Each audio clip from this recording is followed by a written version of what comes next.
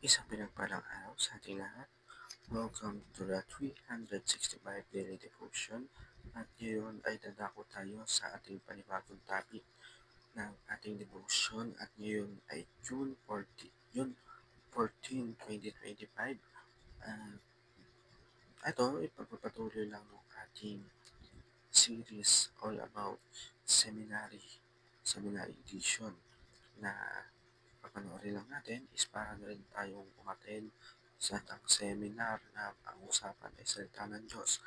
Kaya nga ako ay lagi kayong hinikayat na panoorin natin, pakinggan natin, ihanap natin yung mga napapanood natin, napapakinggan natin sa ating sarili, dahil hindi lang ito basta knowledge, kumbaga ito yung wisdom na mula sa scripture ng ating Panginoong Diyos na totoong salita niya na manual of life natin.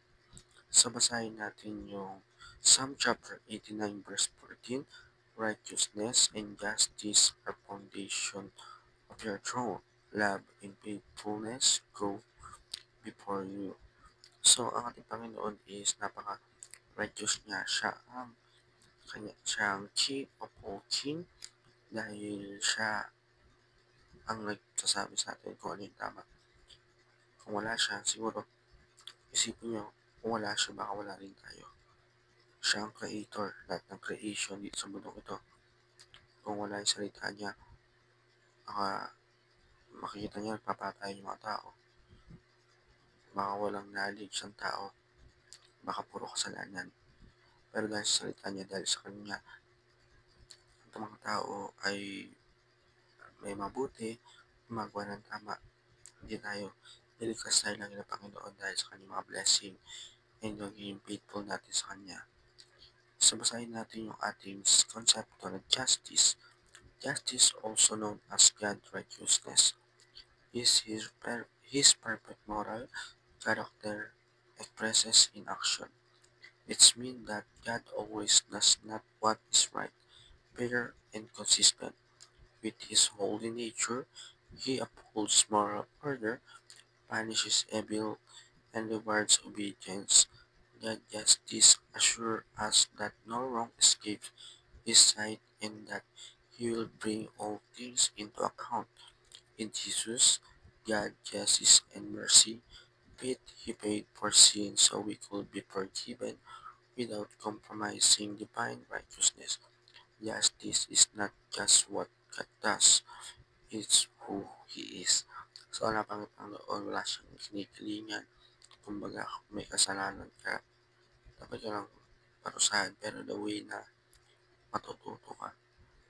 So, ito yung pagiging nagsisimbolo na pagiging righteous ng ating Panginoon na siya ang karapat dapat maging ating gayahin.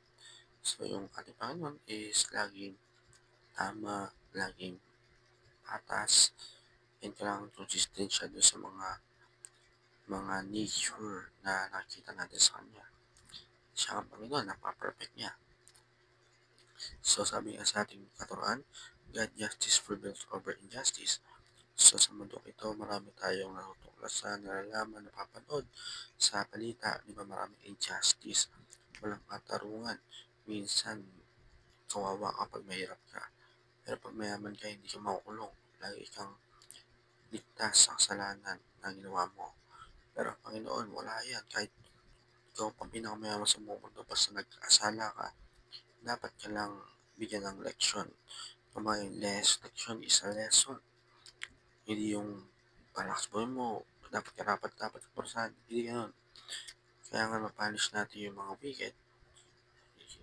Kaya andyan ang Diyos para gumawa nun. God justice passes over those in Christ. So, makita lang ating Panginoon sa Kristo sa pagbabalik niya.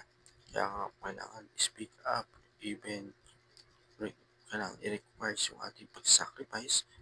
Kailangan paglaban natin yung pagiging tama at yung justice sa lahat ng oras. Imagine natin yung justice, yung pagmamahal na walang compromising sa katarungan.